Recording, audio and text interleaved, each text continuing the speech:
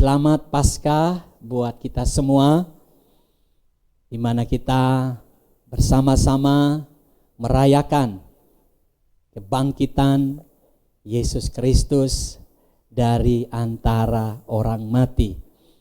Kita bersyukur kita punya Tuhan yang bukan saja mati buat kita, tetapi Dia juga Tuhan yang bangkit menang buat kita. Dan itu akan membawa kita mengalami kebangkitan besar dalam kehidupan kita. Bapak Ibu Saudara, mari kita buka Alkitab kita bersama-sama. Hari ini saya ingin kita membaca satu bahagian firman Tuhan di dalam Injil Yohanes pasal 20, ayat yang pertama hingga ayat yang ke-18. Injil Yohanes pasal 20 ayat 1 hingga ayat yang ke-18. Kebangkitan Yesus. Pada hari pertama minggu itu, pagi-pagi benar, ketika hari masih gelap, pergilah Maria Magdalena ke kubur itu, dan ia melihat bahwa batu telah diambil dari kubur. Ia berlari mendapatkan Simon dan murid-murid yang dikasihi Yesus, dan berkata kepada mereka, Tuhan telah diambil orang dari kuburnya, dan kami tidak tahu di mana ia diletakkan. Maka berangkatlah Petrus dan murid-murid lain itu ke kubur. Keduanya berlari bersama-sama, tetapi murid yang lain itu berlari lebih cepat daripada Petrus sehingga lebih dahulu sampai di kubur. Ia menjenguk ke dalam dan melihat kain kapan terletak di tanah, akan tetapi ia tidak masuk ke dalam. Maka datanglah Simon Petrus juga menyusul dia dan masuk ke dalam kubur itu. Ia melihat kain kapan terletak di tanah, sedang kain peluh yang tadinya ada di kepala Yesus tidak terletak dekat kain kapan itu, tetapi agak di samping di tempat yang lain dan sudah tergulung. Maka masuklah juga murid yang lain yang lebih dahulu sampai di kubur itu, dan ia melihatnya dan percaya. Sebab selama itu mereka belum mengerti isi kitab suci yang mengatakan bahwa ia harus bangkit dari antara orang mati. Lalu pulanglah kedua murid itu ke rumah. Tetapi Maria berdiri dekat kubur itu dan menangis. Sambil menangis ia menjenguk ke dalam kubur itu, dan tampaklah olehnya dua orang malaikat berpakaian putih, yang seorang duduk di sebelah kepala dan yang lain di sebelah kaki di tempat mayat Yesus terbaring. Kata malaikat-malaikat itu kepadanya, Ibu, mengapa engkau menangis? Jawab Maria kepada mereka, Tuhanku telah diambil orang dan aku tidak tahu di mana ia diletakkan. Sesudah berkata demikian, ia menoleh ke belakang dan melihat Yesus berdiri di situ, tetapi ia tidak tahu bahwa itu adalah Yesus. Kata Yesus kepadanya, Ibu, mengapa engkau menangis? Siapakah yang engkau cari? Maria menyangka orang itu adalah penunggu taman, lalu berkata kepadanya, Tuan, jikalau Tuan yang mengambil dia, katakanlah kepadaku di mana Tuan meletakkan dia, supaya aku dapat mengambilnya. Kata Yesus kepadanya, Maria. Maria berpaling dan berkata kepadanya dalam bahasa Ibrani, Rabuni, artinya guru. Kata Yesus kepadanya, janganlah engkau memegang aku, sebab aku belum pergi kepada Bapa, tetapi pergilah kepada saudara-saudaraku dan katakanlah kepada mereka bahwa sekarang aku akan pergi kepada Bapakku dan Bapamu, kepada Allahku dan Allahmu. Maria Magdalena pergi dan berkata kepada murid-muridnya, aku telah melihat Tuhan, dan juga bahwa Dia yang mengatakan hal-hal itu kepadanya. Bapak Ibu Saudara yang kekasih di dalam Yesus Kristus, kita patut bersyukur kepada Tuhan Di tengah-tengah situasi pandemi yang masih ada di kota kita masih diizinkan Tuhan untuk dapat merayakan Paskah bersama. Sekalipun secara online, namun saya percaya bahwa Tuhan ada bersama dengan Bapak Ibu di tempat Bapak Ibu berada. Tuhan kita Tuhan yang menyertai. Dia tidak pernah tinggalkan kita sedetik pun. Dia selalu ada bersama kita. Sekalipun kita merasa bahwa Dia tidak ada dengan kita, tetapi perasaan kita kadang keliru. Sebab Dia selalu menepati janjinya bahwa Dia ada bersama dengan kita. Sekalipun kita tidak mempedulikan kehadirannya, tetapi Dia selalu peduli dalam hidup kita. Ada amin? Dan pada momen ini, momen yang sangat baik sekali, saya mengajak kita semua untuk bersama-sama melihat kembali peristiwa kebangkitan Kristus dari antara orang mati. Satu peristiwa yang besar, satu peristiwa akbar yang terjadi di dalam dunia ini. Mungkin ada orang yang pernah bangkit, tetapi mati lagi, saudara. Itu pernah terjadi dalam kisah Lazarus. Dia pernah dibangkitkan Kristus, tapi kemudian Lazarus mati lagi. Tetapi Kristus, Yesus, Tuhan kita, Dia bangkit dari antara orang mati dan hidup untuk selama-lamanya. Ada amin? Nah, untuk itu pagi ini saya mendasari pembacaan firman Tuhan dan perenungan kita hari ini di bawah satu tema, yaitu kebangkitan besar. Kiranya melalui perenungan tentang kebangkitan Kristus, satu peristiwa akbar, satu peristiwa yang sangat besar, satu peristiwa yang tidak mungkin dapat terjadi di dalam kehidupan manusia. Satu peristiwa yang mengguncang kepercayaan dunia ini, yaitu kepercayaan yang bukan kepada Kristus. Walaupun demikian, peristiwa ini adalah peristiwa yang sangat besar buat saya dan saudara. Dan saya berdoa hari ini bahwa peristiwa kebangkitan Kristus membawa kebangkitan besar dalam kehidupan kita.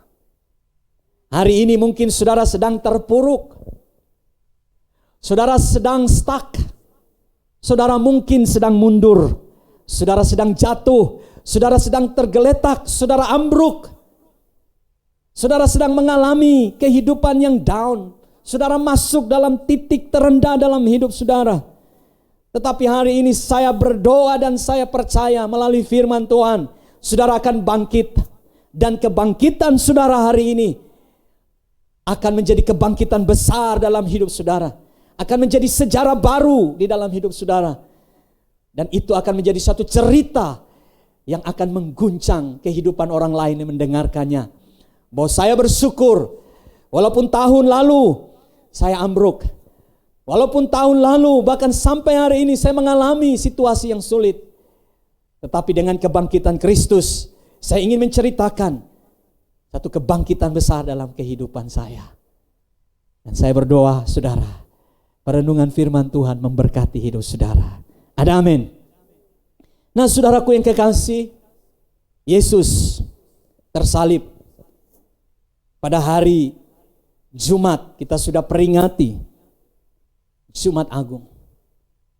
Dan pada hari yang ketiga, firman Tuhan di ayat 1 dari pasal 20 berkata, pada hari pertama minggu itu, pagi-pagi benar, ketika hari masih gelap, pergilah Maria Magdalena ke kubur itu, dan ia melihat bahwa batu telah diambil dari kubur itu. Saudara, kubur, bahkan maut, tidak mampu menahan Yesus selamanya berada di dalam kubur itu. alam maut, kekuatan kuasa kegelapan. Bahkan kubur yang sudah distempel dengan stempel Romawi. Manusia siapapun tidak boleh menghampiri kubur itu, bahkan dijaga oleh prajurit Romawi. Kalau kita baca dalam teks firman Tuhan yang lain. Tetapi pada waktu pagi-pagi benar hari yang ketiga, kubur itu, saudara, terbuka. Batu itu terguling. Dan Yesus bangkit dari antara orang mati. Saudara, ini adalah kebangkitan yang besar dalam kehidupan kita dan sejarah dunia. Dan saya mau membawa saudara hari ini melalui kebangkitan Kristus. Apa yang Tuhan inginkan buat kita, supaya kita juga bangkit dalam kehidupan ini. Yang pertama, Bapak Ibu Saudara, mari kita lihat ayat yang ke-8. Saya baca dari ayat yang ke-6 sampai ayat yang ke-8. Maka datanglah Simon Petrus juga menyusul dia. Jadi saudara, ketika Maria Magdalena datang ke kubur itu, dia melihat kubur itu telah kosong. Dia kembali untuk menyampaikan berita itu kepada murid-murid Yesus. Dan firman Tuhan katakan bahwa ada 2 murid yang berlari ke kubur itu. Yang pertama adalah Simon Petrus, yang kedua adalah murid yang dikasihinya. Murid yang dikasihi Yesus sudah pasti adalah Yohanes. Tetapi luar biasa saudara, ternyata dalam berlari mereka ke kubur itu, Petrus ketinggalan saudara. Jadi Yohanes yang lebih dahulu ke kubur itu. Saya tidak tahu apakah Petrus ini sudah terlalu tua atau dia terlalu gemuk sehingga dia ketinggalan kereta saudara. Makanya hari-hari ini saudara, kita lebih banyak di rumah. Mari kita jaga saudara, supaya jangan kita melebar ke samping, ke kiri dan ke kanan. Ya. Kalau saudara mulai melebar ke samping, ke kiri dan ke kanan, ke depan, ke belakang tidak mungkin saudara ya. Itu mustahil. Mari saudara berolahraga, jaga kesehatan saudara, supaya saudara kuat berlari. Jangan seperti Simon Petrus saudara, dia ketinggalan. Jadi Yohanes lebih dahulu, lalu kemudian Simon Petrus menyusul. Tetapi Yohanes tidak masuk ke dalam kubur itu sampai Simon Petrus datang. Memang saudara, Simon Petrus adalah seorang yang berkarakter kolerik, berkarakter sanguin, yang ingin lebih dahulu saudara. Tetapi waktu dia berlari, dia tidak sanggup saudara berlari dengan Yohanes. Tapi waktu sampai ke kubur, dia yang terlebih dahulu masuk ke kubur itu. Lalu kemudian Yohanes mengikutinya. Dan saudara perhatikan, ada sesuatu yang menarik di sana. Ayat 7. Sedang kain peluh yang tadinya ada di kepala Yesus tidak terletak dekat kain kapan itu, tetapi agak di samping, di tempat yang lain, dan sudah tergulung. Saudara, itu berarti sudah ada aktivitas yang terjadi di situ. Ayat 8, maka masuklah juga murid yang lain, yaitu Yohanes tadi, yang lebih dahulu sampai di kubur itu. Saudara perhatikan dan garis bawahi itu, kalimat yang berikutnya. Dan ia melihatnya. Dan apa saudara? Percaya. Hal yang pertama, kebangkitan Kristus membawa kebangkitan besar dalam hidup kita. Kebangkitan apa itu saudara? Ayat ini berkata, ia melihatnya dan percaya. Kebangkitan Kristus harus membawa kebangkitan dalam iman kita kepadanya. Sekali lagi saudara, kebangkitan Yesus dari antara orang mati harus membawa kebangkitan besar bagi iman kita kepadanya. Ada amin. Yohanes ketika masuk, ia tidak melihat Yesus saudara. Apa yang dilihat oleh Yohanes? Dia melihat kubur yang telah kosong. Dia melihat kain yang telah tergulung. Dia berpikir bahwa sudah tidak ada Tuhan di sana. Kain sudah tergulung rapi. Tidak adalah Yesus di sana. Dan kemudian ketika dia melihat kubur yang kosong itu, firman Tuhan mencatat, ia percaya. Saudara, persoalan terbesar murid-murid selama bersama Yesus adalah masalah iman. Bukankah Yesus pernah menegur murid-murid karena kurang iman? Ketika mereka berada di danau Galilea, ada badai angin sakal yang menerpa perahu mereka. Dan perahu mereka kemasukan air dan mereka hampir tenggelam. Yesus sedang tertidur di buritan kapal. Lalu mereka berseru, Yesus tolong kami, tidak pedulikah engkau binasa? Bukankah selama ini mereka telah lihat mujizat? Bukankah selama ini mereka melihat banyak perbuatan ajaib dari Tuhan? Tetapi waktu mereka menghadapi badai, mereka begitu ketakutan.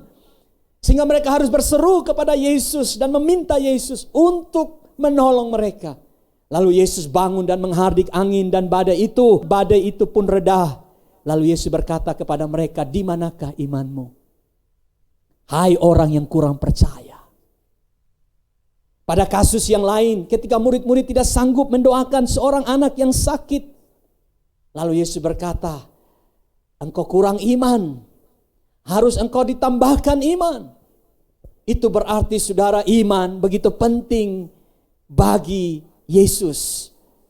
Iman begitu penting bagi Yesus. Yesus ingin kita memiliki iman.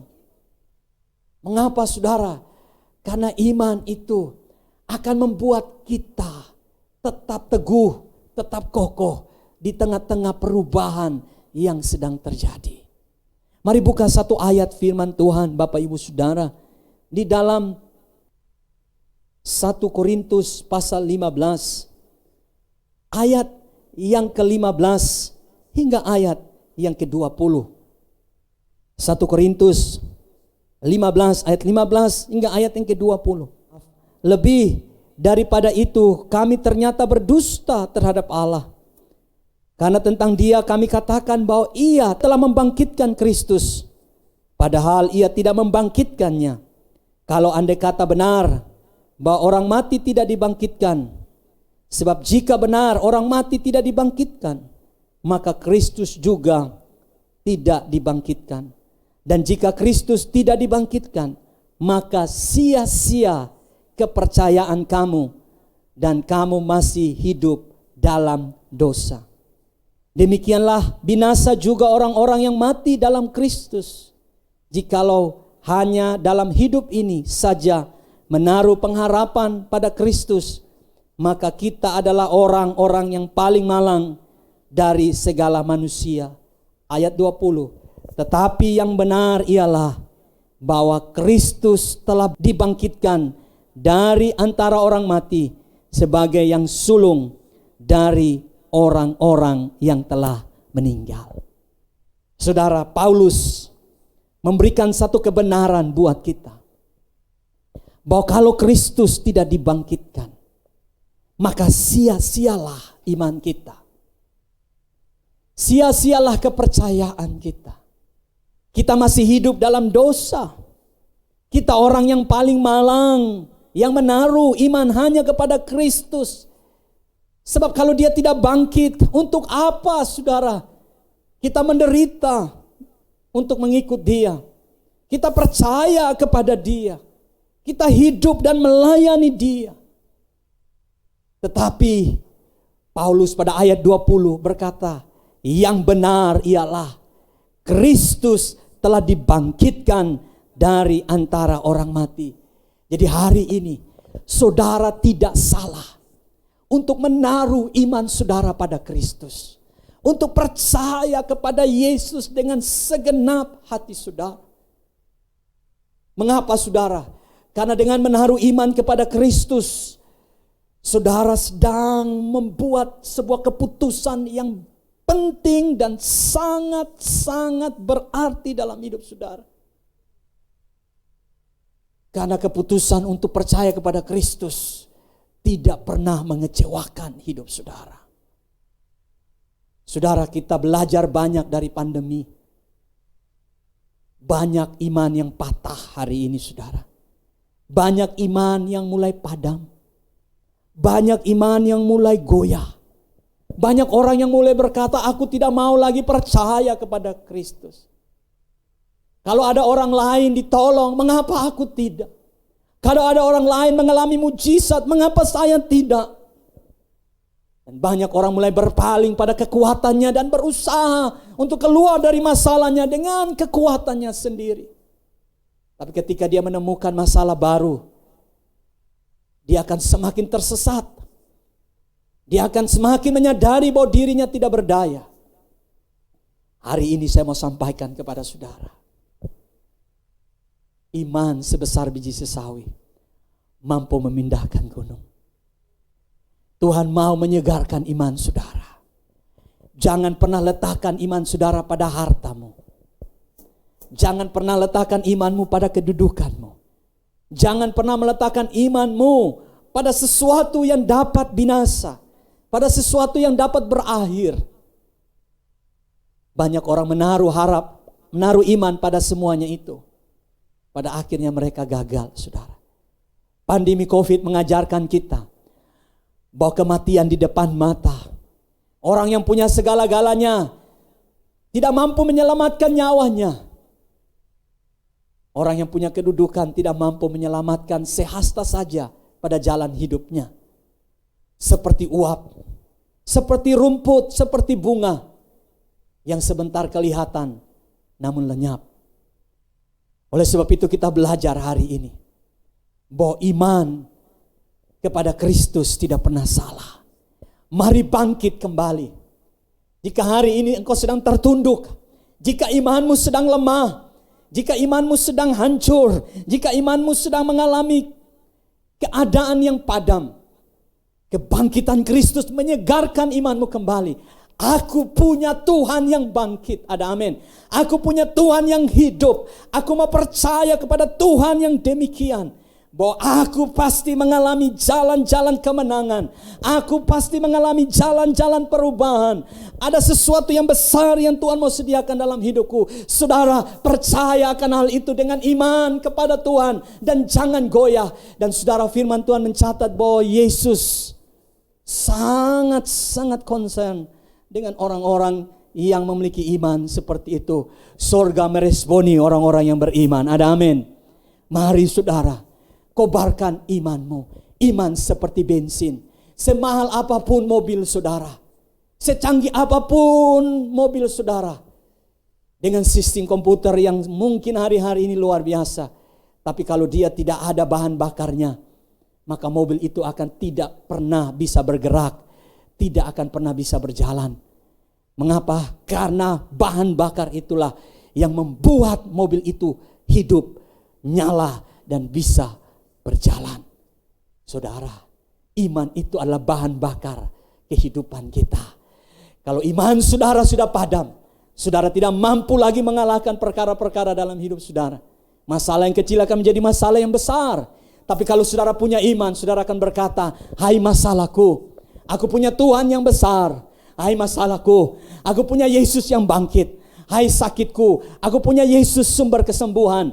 Hai persoalanku, aku punya Tuhan yang mengalahkan maut. Tuhanku akan sanggup melakukan perkara-perkara besar dalam kehidupanku. Saudara, kebangkitan besar terjadi atas imanmu karena Yesus telah bangkit. Yang kedua, Bapak Ibu Saudara, kebangkitan apa yang Tuhan inginkan terjadi dalam hidup saudara? Ketika kita kembali pada pembacaan firman Tuhan, kita mendapati seorang perempuan bernama Maria Magdalena. Saudara perhatikan dari ayat 11 pasal 20 sampai ayat 15. Ada kata yang diulang sebanyak 4 kali. Saudara perhatikan. Kata itu apa saudara? Saya baca ayat 11. Tetapi Maria berdiri dekat kubur itu dan apa saudara? Menangis. Lalu kemudian sambil apa saudara? Menangis. Ayat 13. Kata malaikat itu kepadanya, Ibu, mengapa engkau menangis? Ayat 15. Yesus sendiri berkata kepada Maria, "Ibu, mengapa engkau menangis?" Saudara, mungkin menangis selama 4 kali diulang ini mungkin biasa buat kita.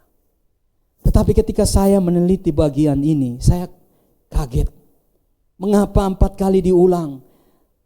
Cukup 1 kali saja Maria menangis. Tapi mengapa diulang? Karena saudara, Maria memang menangis. Ketika dia masuk ke kubur itu, dia melihat kubur itu kosong. Dia menangis dan terus menangis dan terus menangis. Dia tidak hiraukan lagi malaikat yang ada yang dia lihat. Bahkan Yesus yang ada pun dia tidak tahu itu Yesus. Dia terus menangis. Saudara, orang yang terus menangis, dengar baik, sebenarnya menunjukkan dia kehilangan pengharapan. Kalau saudara menangis sekali, ya iya saudara sedih. Kalau uang 100.000 saudara hilang, saudara cari bongkar sana, bongkar sini, tidak dapat, saudara menangis, itu biasa. Pas tanggal tua saudara, ya. Tanggal tua biasanya lagu kita kan lagu yang sangat menyayat hati. Sekitar tanggal 24 sampai tanggal 25, itu lagunya itu berserah. Ya, temanya penyerahan total. Aku berserah. Sudah nyanyinya menyayat hati saudara, ditambah lagi dengan derasnya air mata. Dan bukan cuma air mata yang turun, bisa air-air yang lain juga saudara. Sambil berlutut saudara menangis. Tidak masalah. Menangis itulah ungkapan isi hati. Saya juga sering kali berdoa, saya menangis karena saya jumpa Tuhan. Saya lebih banyak menangis jumpa Tuhan daripada jumpa masalah. Banyak orang keliru saudara. Menangis jumpa masalah. Itu bukan penyembahan saudara. Menangis ketemu Tuhan berubah, itu baru penyembahan. Itu baru tangisan yang Tuhan bilang, aku tampung di kirbatku. Tapi kalau menangis hanya ketemu masalah, tidak peduli Tuhan seperti Maria, saudara sedang kehilangan pengharapan. Itu air mata saudara jatuh, Tuhan tidak tampung di kirbat. Orang ketemu Tuhan itu nangis dan berubah, Tuhan jawab masalahnya. Saudara menangis karena masalah, itu cengeng namanya. Nah, hari ini saudaraku yang kekasih, hal yang kedua, apa yang Tuhan mau bangkitkan dari kehidupan kita, yaitu ada kebangkitan dalam pengharapan kita kepada Yesus Kristus. Ada amin. Maria menangis menunjukkan dia kehilangan pengharapan. Kenapa Maria kehilangan pengharapan? Karena Yesus adalah sosok yang begitu dekat di hati Maria Magdalena. Maria Magdalena, saudara, sepanjang Yesus mengubah hidupnya, dia mengikuti Yesus dengan sungguh-sungguh. Bahkan ketika Yesus disalib, murid-murid yang laki-laki, saudara, telah kabur semuanya meninggalkan Yesus. Bahkan di Taman Getsemani, semua lari tunggang langgang meninggalkan Yesus. Tetapi Maria Magdalena tetap menghadapi kenyataan yang pahit. Dia tetap ada di salib itu, menyaksikan Yesus disalibkan.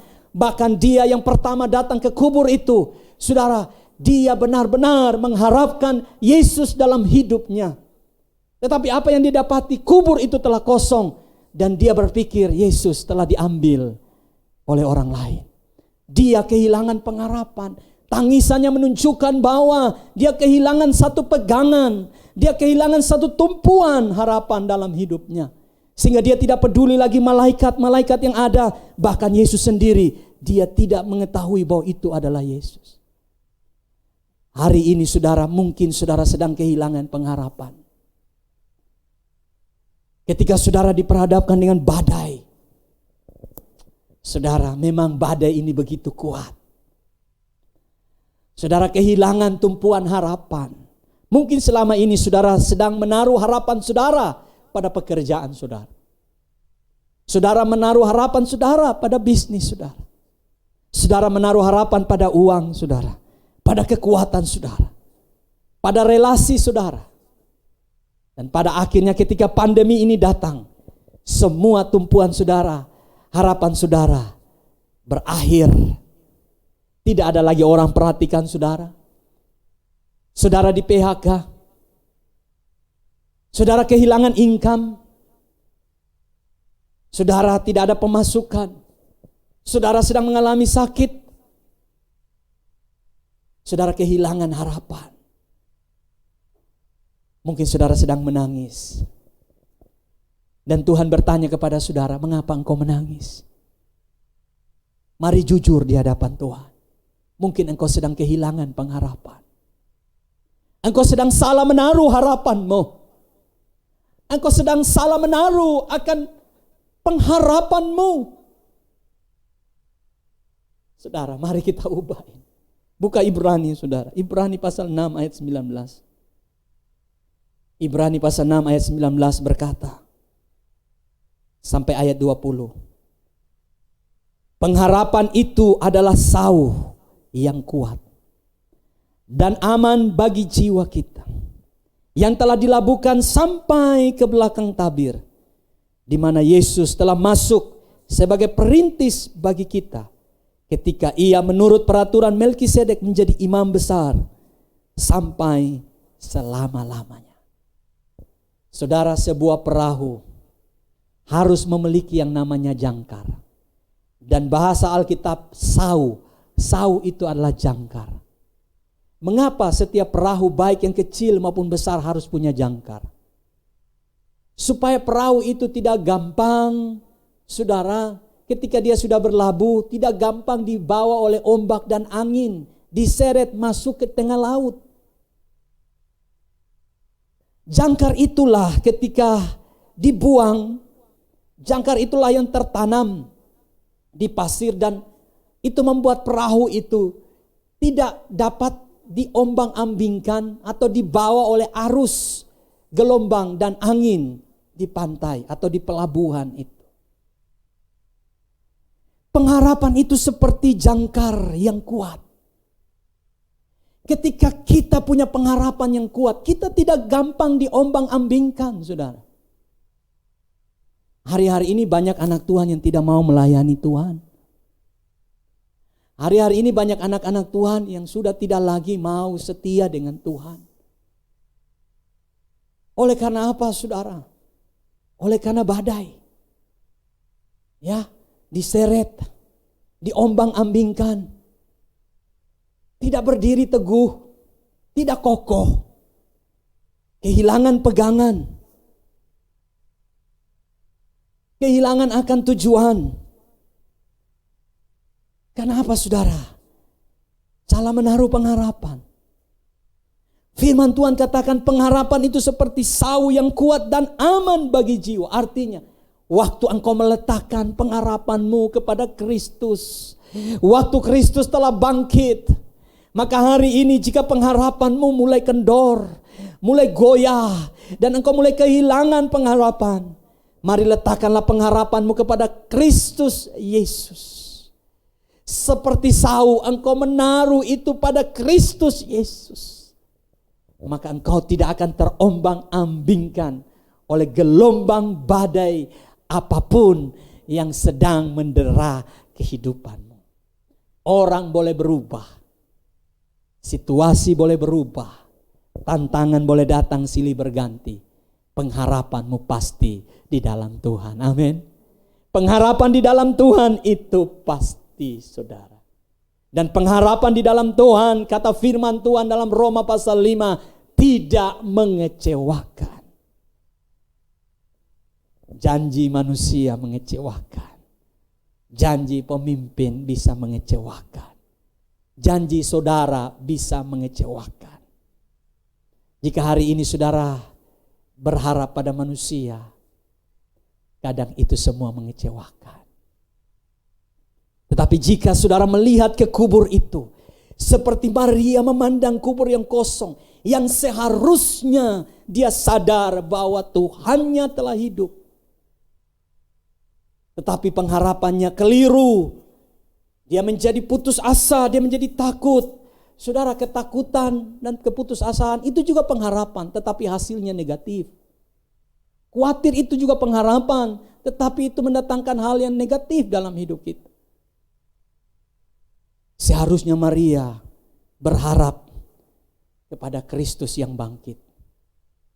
Dan hari ini, mari taruh pengharapan saudara pada Kristus yang bangkit. Semua bisa mengecewakan saudara, tapi Yesus yang bangkit tidak pernah mengecewakan saudara. Ada amin? Selama saya ikut Yesus, selama saya melayani Yesus, sekalipun badai datang silih berganti, satu hal yang saya yakini, Yesus saya tidak pernah mengecewakan saya.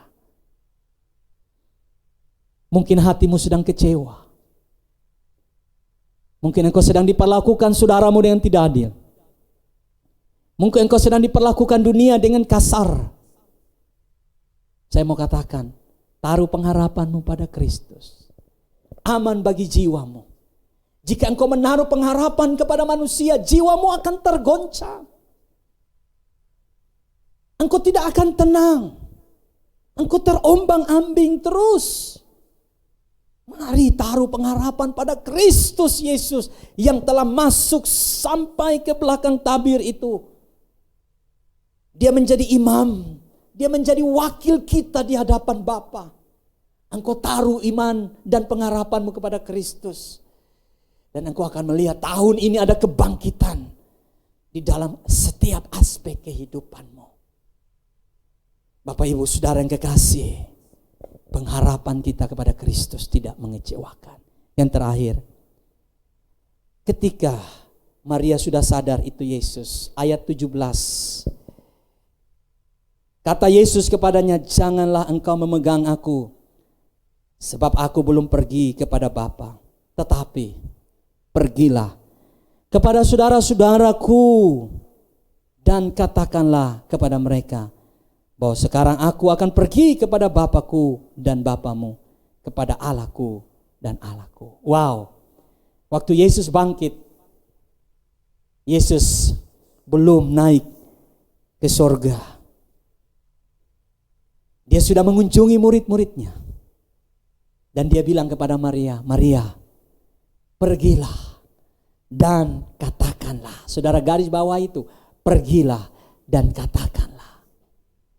Kebangkitan apa yang Yesus inginkan terjadi dalam hidup kita, yaitu kebangkitan dalam pemberitaan kita tentang Kristus Yesus. Saudara, kubur kosong, salib yang telah ditinggalkan Yesus, kubur yang di dalamnya tidak ada Yesus, merupakan pemberitaan yang hidup, yang berkuasa, yang powerful, yang telah Tuhan berikan kepada kita. Dan Tuhan bilang kepada kita hari ini, pergilah, katakanlah, beritakanlah tentang semua yang engkau lihat. Hari ini jika engkau telah diam, mulutmu telah bungkam, waktumu telah ditutupi oleh berbagai aktivitas-aktivitas yang hanya pada prioritas dirimu sendiri. Yesus inginkan hari ini kita bangkit. Katakanlah, beritakanlah, sebarkanlah berita kebangkitan ini. Dunia membutuhkan itu, saudara. Ada keluarga saudara, ada teman saudara, ada rekan saudara, ada orang-orang yang di dekat saudara. Hari ini imannya sedang terkubur, pengharapannya sedang hilang. Mari sampaikan itu kepada mereka, bahwa Yesus kita sudah bangkit. Tuhan kita hidup. Pemberitaan kita ya dan amin. Dan dunia sedang menantikan itu, saudara. Hanya Kristus Yesus yang dapat menjadi jawaban bagi dunia ini. Beritakanlah berita baik ini, saudara. Sebarkanlah. Jangan engkau diam. Pakailah hidupmu untuk memberitakan kabar baik, kabar sukacita, kabar kemenangan. Dan waktu engkau memberitakan, bukan saja itu engkau sedang mentaati firman, tapi itu juga akan mendatangkan sukacita di hatimu. Saudara, jangan biarkan berita baik ini terkurung dalam hidupmu, terpenjara dalam hidupmu. Beritakanlah itu. Jangan cuma pakai medsos untuk terus-menerus menulis kata-kata galau di sana. Terus menerus mengatakan masalah di sana. Terus menerus menceritakan tentang kejelekan orang lain di sana. Keburukan orang lain di sana. Postingan-postingan yang tidak bernilai kekal. Jangan cuma main TikTok terus menerus. Jangan nonton terus menerus. Jangan main game dari pagi sampai malam. Film Korea berseri-seri. Bukan berseri-seri, berseri-seri. Bukan itu, saudara. Ambil waktu, komitmen dengan Tuhan. Aku sudah terima kebangkitan Kristus. Aku mau pakai media sosialku. Aku mau pakai waktuku untuk memberitakan kedahsyatan Tuhan. Kiranya kebangkitan Kristus mendatangkan kebangkitan bagi kita dalam iman, dalam pengharapan, dan dalam pemberitaan kita. Tuhan memberkati kita. Amin.